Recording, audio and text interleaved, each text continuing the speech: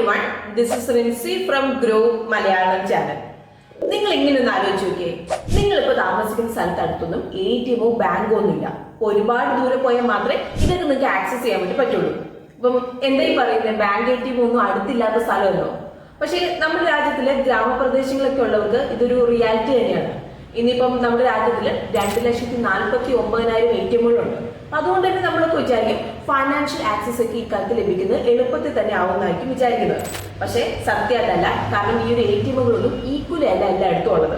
അപ്പൊ അതുകൊണ്ട് തന്നെ നമുക്ക് ലഭിക്കുന്ന അളവിലും വലിയൊരു ഗ്യാപ്പ് ഉണ്ട്. സോ എങ്ങനെ നമുക്ക് ഈ ഫൈനാൻഷ്യൽ സർവീസുകളൊക്കെ എല്ലാവർക്കും ഒരേപോലെ ആക്സസ് ചെയ്യാൻ പറ്റുന്ന രീതിയിൽ കൊണ്ടുവരാൻ സാധിക്കും?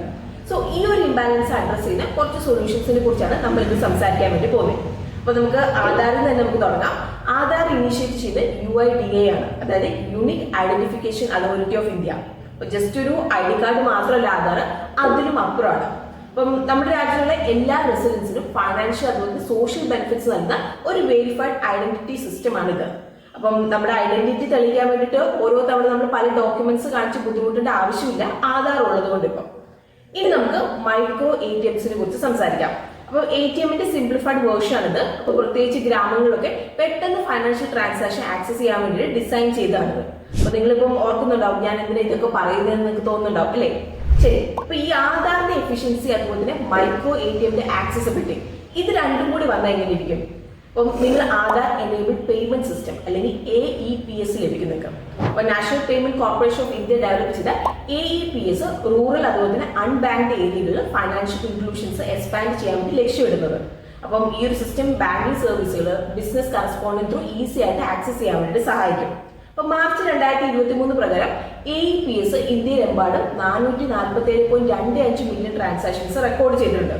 സോ നിങ്ങൾക്ക് AEPS ഒരു പുതിയ കോൺസെപ്റ്റ് ആയി തോന്നുന്നുണ്ടെങ്കിൽ ഈ ഒരു വീഡിയോ നിങ്ങൾക്ക് ഉള്ളതാണ്. അപ്പൊ നമ്മൾ AEPSന്റെ A to Z നമ്മൾ കവർ ചെയ്യുന്നുണ്ട്, ഫീച്ചേഴ്സ് മുതൽ ബെനിഫിറ്റ്സ് വരെ. So let's begin today's video.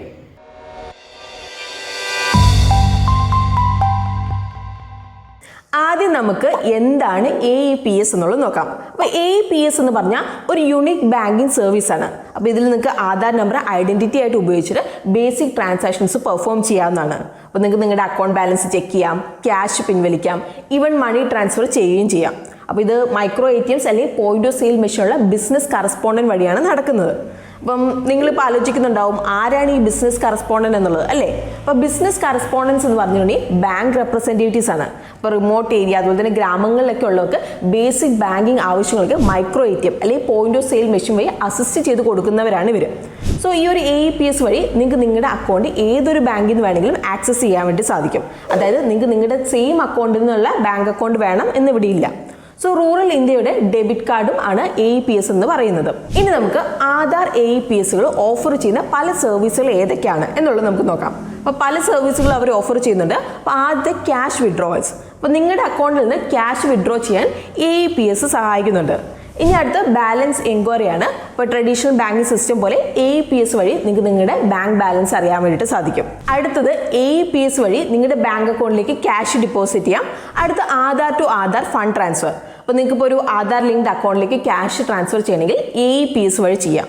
അടുത്ത ബിൽ പേയ്മെന്റ്, യൂട്ടിലിറ്റി ബില്ലുകൾ, ലോൺ ബില്ലുകളൊക്കെ നിങ്ങൾക്ക് എളുപ്പത്തിൽ AEPS വഴി നിങ്ങൾക്ക് ചെയ്യാം. അപ്പോൾ കൺസ്യൂമർ ടു ബിസിനസ് അല്ലെങ്കിൽ കൺസ്യൂമർ ടു ഗവൺമെന്റ് പേയ്മെന്റ്സ് ഒക്കെ സ്മൂത്ത് ആയിട്ട് AEPS വഴി ചെയ്യാം. അപ്പോൾ റീസെന്റ് ട്രാൻസാക്ഷൻസ് ഒക്കെ ഒന്ന് പെട്ടെന്ന് നോക്കാൻ വേണ്ടി മിനി സ്റ്റേറ്റ്മെന്റ് AEPS പ്രൊവൈഡ് ചെയ്യുന്നുണ്ട്. സിമ്പിൾ അതുപോലെ തന്നെ സെക്യൂർ പേയ്മെന്റ് ഓപ്ഷനായിട്ട് BHIM ആധാർ പേ AEPS ആയിട്ട് ഇന്റഗ്രേറ്റ് ചെയ്തിട്ടുണ്ട്. അടുത്ത സെൽഫ് ഹെൽപ്പ് ഗ്രൂപ്പ് ബാങ്കിങ് AEPSൽ സ്വയം സഹായ ഗ്രൂപ്പുകൾക്ക് അവരുടെ സാമ്പത്തിക ഇടപാടുകൾ ഡ്യുവൽ ഒതന്റിക്കേഷൻ സർവീസുകൾ ഉപയോഗിച്ച് സൗകര്യപ്രദമായിട്ട് കൈകാര്യം ചെയ്യാൻ വേണ്ടിയിട്ട് കഴിയും. ഇതുവഴി അടുത്തുള്ള ഒരു ബാങ്ക് ബ്രാഞ്ചിൽ പോകേണ്ടത് അവർക്ക് ഒഴിവാക്കാൻ വേണ്ടിയിട്ട് സഹായിക്കും. അപ്പോൾ ഇതുവഴി വെൻഡേഴ്സിന് പെട്ടെന്ന് തന്നെ പേയ്മെന്റ് ചെയ്യാം, അതുപോലെ തന്നെ എളുപ്പത്തിൽ പ്രോഫിറ്റ് ഷെയർ ചെയ്യാൻ വേണ്ടിയിട്ടും സാധിക്കും. അപ്പോൾ അതുകൊണ്ട് തന്നെ ഒരുപാട് സമയം ലാഭിക്കാൻ വേണ്ടിയിട്ട് ഇത് സഹായിക്കുന്നുണ്ട്. ഇനി അഡീഷണൽ സർവീസസ് വരുന്ന Aadhaar seeding status, tokenisation, demo authentication അതുപോലെ തന്നെ KYC ആണ്. ഇനി നമുക്ക് AEPSന്റെ ഫീച്ചേഴ്സ് എന്തൊക്കെയാണ് എന്നുള്ളത് നമുക്ക് നോക്കാം. അപ്പോൾ AEPS ഓഫർ ചെയ്യുന്ന സർവീസുകളെ പറ്റി നമുക്കറിയാം. ഇനി നമുക്ക് AEPSന്റെ യൂണിക് ഫീച്ചേഴ്സ് എന്തൊക്കെയാണ് എന്നുള്ളത് കൂടി നമുക്ക് നോക്കാം.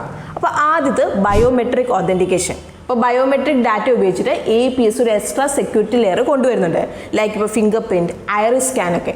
അതായത് നിങ്ങൾക്ക് എല്ലാ പാസ്വേഡും ഓർത്ത് വെക്കേണ്ട ആധാർ ഇൻ്റഗ്രേഷൻ ആണ്. നിങ്ങളുടെ ആധാർ നമ്പർ ബാങ്ക് അക്കൗണ്ടിലേക്ക് ലിങ്ക് ചെയ്തുകൊണ്ട് മൊത്തം ബാങ്കിങ് പ്രോസസ്സ് AEPS സിംപ്ലിഫൈ ചെയ്യുന്നുണ്ട്. നിങ്ങൾക്ക് ഇവിടെ കുറേ ഫോം ഫില്ല് ചെയ്യണോ അല്ലെങ്കിൽ പല അക്കൗണ്ട് നമ്പർ ഓർത്ത് വെക്കേണ്ട ആവശ്യമൊന്നും ഇവിടെ നിങ്ങൾക്ക് വരുന്നില്ല. അപ്പോൾ നിങ്ങളുടെ എല്ലാ ഫൈനാൻഷ്യൽ ട്രാൻസാക്ഷൻ്റെയും ഒറ്റ തവണ തിരിച്ചറിയലാണ് നിങ്ങളുടെ ആധാർ എന്നുള്ളത്. അടുത്തത് ഞാൻ നേരത്തെ പറഞ്ഞ പോലെ ഒന്നിലധികം ബാങ്കുകളിലേക്ക് ഇടപാട് നടത്താൻ AEPS നിങ്ങളെ അനുവദിക്കുന്നുണ്ട്. അതുപോലെ തന്നെ മറ്റൊരു ബാങ്കിലേക്ക് പണം അടയ്ക്കാനുള്ള സൗകര്യവും ഒരുക്കുന്നുണ്ട്. അപ്പോൾ നിലവിൽ 118 ബാങ്കുകൾ AEPS സിസ്റ്റത്തിൽ പ്രവർത്തിക്കുന്നുണ്ട്. അപ്പം ആദ്യം നിങ്ങൾക്ക് AEPS സിസ്റ്റം ആക്സസ് ചെയ്യാൻ എന്താ നിങ്ങൾക്ക് വേണ്ടത്? നിങ്ങളുടെ ബാങ്ക് അക്കൗണ്ടിലേക്ക് ലിങ്ക് ചെയ്യുന്ന Aadhaar card, Aadhaar enabled bank account എന്നറിയപ്പെടുന്ന AEPS സർവീസ് നിങ്ങൾക്ക് ഉപയോഗിക്കാം. അടുത്ത് നിങ്ങൾക്ക് 12 അക്ക ആധാർ നമ്പർ നിങ്ങൾ കയ്യിൽ സൂക്ഷിക്കണം. അടുത്ത ഫിംഗർ പ്രിന്റ് ബയോമെട്രിക്, നിങ്ങളുടെ ഇടപാടുകൾ ഫിംഗർ പ്രിന്റ് ബയോമെട്രിക്കിൽ സുരക്ഷിതമാണ്. അടുത്ത് മൈക്രോ ATM. അപ്പോൾ ഇവിടെയാണ് ഇടപാടുകൾ നടക്കുന്നത്. ഇനി നമുക്ക് ഇതിൻ്റെ പ്രോസസ്സ് എന്തൊക്കെയാണ് എന്നുള്ളത് നമുക്ക് നോക്കാം. അപ്പോൾ ഞാൻ നേരത്തെ പറഞ്ഞ പോലെ AEPS സർവീസുകൾ നൽകുന്ന ഓതറൈസ്ഡ് ഏജൻസ് ഉണ്ട്. അപ്പോൾ ഏത് ബാങ്കായിട്ട് അവർ അസോസിയേറ്റ് ചെയ്യുന്നതെന്ന് നിങ്ങൾ ഓർത്ത് ടെൻഷൻ ആവേണ്ട കാര്യമില്ല. അപ്പോൾ നിങ്ങൾക്ക് അതേ ബാങ്ക് അല്ലെങ്കിലും നിങ്ങൾക്ക് ഇടപാടുകൾ നടത്താൻ വേണ്ടിയിട്ട് സാധിക്കുന്നതാണ് ഇവിടെ. ഇനി അടുത്ത് നിങ്ങൾക്ക് 12 അക്ക ആധാർ നമ്പർ മൈക്രോ ATM അല്ലെങ്കിൽ POS മെഷീനിൽ നിങ്ങൾ എൻ്റർ ചെയ്യാം. അപ്പോൾ എല്ലാ AEPS ട്രാൻസാക്ഷൻ്റെയും പ്രൈമറി ഐഡൻറ്റിഫിക്കേഷൻ ആണ് ഇത്. ഇനി അടുത്തത് നിങ്ങൾക്ക് cash withdrawal, cash deposit, mini statement, balance enquiry അല്ലെങ്കിൽ KYC ഈ ഏതൊരു ഓപ്ഷൻ വേണമെങ്കിലും നിങ്ങൾക്ക് തിരഞ്ഞെടുക്കാം. അപ്പോൾ ഏത് ഓപ്ഷനാണ് നിങ്ങൾക്ക് ആവശ്യം അത് നിങ്ങൾ തിരഞ്ഞെടുക്കുക. അടുത്ത് നിങ്ങളുടെ ആധാർ ലിങ്ക്ഡ് അക്കൗണ്ടിലേക്കുള്ള ബാങ്ക് നിങ്ങൾ തിരഞ്ഞെടുക്കുക. അടുത്ത ട്രാൻസാക്ഷൻ എമൗണ്ട് നിങ്ങൾ എൻ്റർ ചെയ്യുക. ബാധകമെങ്കിൽ നിങ്ങൾക്ക് പിൻവലിക്കാൻ ആഗ്രഹിക്കുന്ന തുക, നിക്ഷേപം അല്ലെങ്കിൽ കൈമാറ്റം നിങ്ങൾക്ക് ചെയ്യാം. അടുത്ത് ഇടപാട് സ്ഥിരീകരിക്കാനും സുരക്ഷിതമാക്കാനും നിങ്ങളുടെ ഫിംഗർ പ്രിന്റ് ബയോമെട്രിക് ഉപയോഗിക്കാം. അടുത്ത നിമിഷങ്ങളുള്ളിൽ തന്നെ നിങ്ങളുടെ ഇടപാട് നിങ്ങൾ പ്രോസസ്സ് ചെയ്യുന്നതായിരിക്കും. അപ്പോൾ UIDAIയുടെ നിങ്ങളുടെ ഒരു ഫിംഗർ പ്രിന്റ് വെരിഫൈ ചെയ്യും. അതുപോലെ തന്നെ NPCI നിങ്ങളുടെ ട്രാൻസാക്ഷൻ സെറ്റിൽ ചെയ്യും. അപ്പോൾ ട്രാൻസാക്ഷൻ കംപ്ലീറ്റ് ആയി കഴിഞ്ഞിട്ടുണ്ടെങ്കിൽ RRN നമ്പർ ജനറേറ്റ് ആവും. അപ്പോൾ നിങ്ങളുടെ ഇടപാട് റെക്കോർഡ് ചെയ്യുന്നതും ജനറേറ്റ് ചെയ്യുന്ന ഒരു 12 ഡിജിറ്റ് നമ്പറാണിത്. അവസാനമായിട്ട് നിങ്ങളുടെ ഇടപാട് സ്ഥിരീകരിക്കാൻ ഒരു റെസിപ്റ്റ് BC നിങ്ങൾക്ക് നൽകും. ഇനി നമുക്ക് വിഡ്രോവൽ ലിമിറ്റ്സിനെ പറ്റിയിട്ട് നമുക്ക് നോക്കാം. അപ്പോൾ AEPS ഉപയോഗിച്ചിട്ട് നിങ്ങൾക്ക് 10,000 രൂപ വരെ ഒരു ദിവസം നിങ്ങൾക്ക് പിൻവലിക്കാം. അപ്പോൾ എല്ലാ ട്രാൻസാക്ഷനും 10,000 രൂപയുടെ ഒരു ലിമിറ്റ് ഉണ്ട്. അപ്പോൾ നിങ്ങൾക്ക് കൂടുതൽ പിൻവലിക്കണമെങ്കിൽ നിങ്ങളത് പല ട്രാൻസാക്ഷനായിട്ട് ചെയ്യേണ്ടതായിട്ട് വരും. അപ്പം ഇതൊക്കെ ബാങ്ക് അനുസരിച്ചിട്ട് മാറ്റങ്ങളും വരാൻ കേട്ടോ. അതുപോലെ തന്നെ മന്ത്ലി വിഡ്രോവൽ ലിമിറ്റിൽ 1,00,000 രൂപയാണ് വരുന്നത്. ഇനി നമുക്ക് AEPSന്റെ ബെനിഫിറ്റ്സ് എന്തൊക്കെയാണ് എന്നുള്ളത് നമുക്ക് നോക്കാം. അപ്പോൾ ഗ്രാമങ്ങളിലൊക്കെ താമസിക്കുന്ന ആളുകൾക്ക് AEPS വലിയൊരു സഹായമാണ്. അപ്പോൾ ഇതുവഴി അവർക്ക് അവരുടെ ബാങ്കിങ് സർവീസുകളൊക്കെ എളുപ്പത്തിൽ ലഭിക്കും. അപ്പോൾ ഈ ഒരു സർവീസ് വഴി അക്കൗണ്ട് ബാലൻസ് നോക്കാം, ക്യാഷ് പിൻവലിക്കാം, അതുപോലെ അടുത്തുള്ള ബാങ്ക് ബ്രാഞ്ച് വരെ പോകാതെ പേയ്മെൻറ്റ് ചെയ്യാൻ വേണ്ടിയിട്ട് അവർക്ക് സാധിക്കും. ഇനി അടുത്തത് സെക്യൂരിറ്റി ആണ്. അപ്പോൾ AEPS വഴി ഒരു ഫിസിക്കൽ ATMോ അല്ലെങ്കിൽ ഒരു പിൻ നമ്പറോ ഒക്കെ നമ്മൾ ഓർത്ത് വെക്കേണ്ട ഒരു ആവശ്യമില്ല. അപ്പോൾ ബയോമെട്രിക് ഡാറ്റ വഴിയാണ് ട്രാൻസാക്ഷൻ ഒത്തൻറ്റിക്കേറ്റ് ചെയ്യുന്നത്. അപ്പോൾ അതുകൊണ്ട് തന്നെ തട്ടിപ്പിനുള്ള സാധ്യതയൊക്കെ ഇവിടെ വളരെ വളരെ കുറവാണ്. ഇനി അടുത്ത് കൺവീനിയൻസ് ആണ്. അപ്പം നിങ്ങളുടെ ആധാർ നമ്പർ അതുപോലെ തന്നെ ഫിംഗർ പ്രിൻ്റ് അല്ലാതെ ഐറിസ് സ്കാൻ വഴി ട്രാൻസാക്ഷൻ നിങ്ങൾക്ക് നടത്താം. അപ്പം കാർഡ് വേണ്ട, പിന്ന് വേണ്ട, പിന്നെ നമുക്ക് ഒരു ബുദ്ധിമുട്ടും വേറെ ഇതിന് ഇല്ല. ഇനി അടുത്ത് കോസ്റ്റ് എഫക്റ്റീവ് ആണ്. അപ്പോൾ ഫിസിക്കൽ ഇൻഫ്രാസ്ട്രക്ചർ ലൈക്ക് ഇപ്പോൾ ATM അല്ലെങ്കിൽ ബാങ്ക് ബ്രാഞ്ചുകളുടെ ആവശ്യം കുറയുന്ന വഴി ബാങ്കുകൾക്ക് പണം ലാഭിക്കുക മാത്രമല്ല AEPS സഹായിക്കുന്ന യൂസറിന് അഫോർഡബിളി ട്രാൻസാക്ഷൻ നടത്താൻ വേണ്ടിയിട്ടും സഹായിക്കും. അവസാനമായിട്ട് റൂറൽ എംപവർമെൻറ്റ്. അപ്പോൾ ഫൈനാൻഷ്യൽ സർവീസുകൾ എളുപ്പത്തിൽ നടത്തിക്കൊണ്ട് റൂറൽ എംപവർമെൻറ്റിനാണ് അവർ വഴി ഒരുക്കുന്നത്. അപ്പോൾ ഇതുവഴി ആളുകളുടെ ജീവിത സാഹചര്യങ്ങൾ മെച്ചപ്പെടുത്താനും അതുപോലെ തന്നെ ആളുകൾക്ക് ബേസിക് ബാങ്കിങ് സർവീസുകളായിട്ട് ഒരുപാട് ദൂരം സഞ്ചരിക്കുന്നത് ഒഴിവാക്കാൻ വേണ്ടിയിട്ടും സഹായിക്കുന്നുണ്ട്. ഇനി നമുക്ക് AEPSന്റെ ചലഞ്ചസ് എന്തൊക്കെയാണ് എന്നുള്ളതും കൂടി നമുക്ക് നോക്കാം. അപ്പോൾ നമ്മൾ ഇനി ഇവിടെ ഇമ്പോർട്ടൻ്റ് ആയിട്ട് നോട്ട് ചെയ്യേണ്ട ഒരു കാര്യമാണ് AEPS ട്രാൻസാക്ഷനിൽ ഒരു ഡിക്ലൈൻ വന്നിട്ടുണ്ട്. ഇപ്പോൾ ജൂൺ 2022 120 മില്യണിൽ നിന്ന് ജൂൺ 2023 95 മില്യൺ ആയിട്ട് കുറഞ്ഞിട്ടുണ്ട്. അപ്പോൾ ഈ ഒരു സെയിം പീരീഡിൽ ഫൈനാൻഷ്യൽ ട്രാൻസാക്ഷൻ 32,403 കോടിയിൽ നിന്ന് 26,498 കോടിയായിട്ട് കുറഞ്ഞിട്ടുണ്ട്.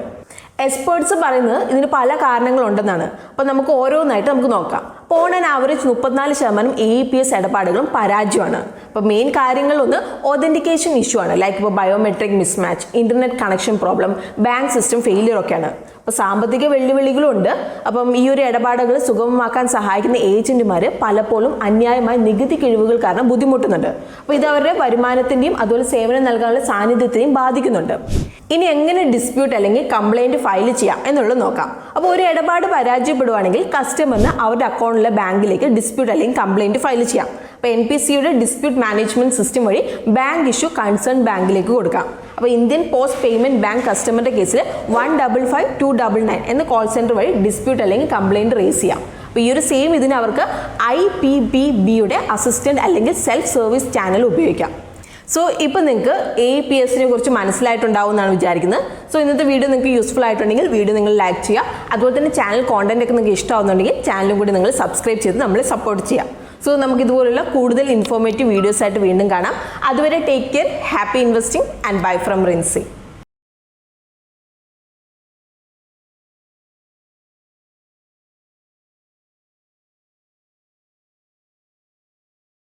Investment in securities market are subject to market risks. Read all the related documents carefully before investing. Please read the risk disclosure documents carefully before investing in equity shares, derivatives, mutual fund, and or other instruments traded on the stock exchanges.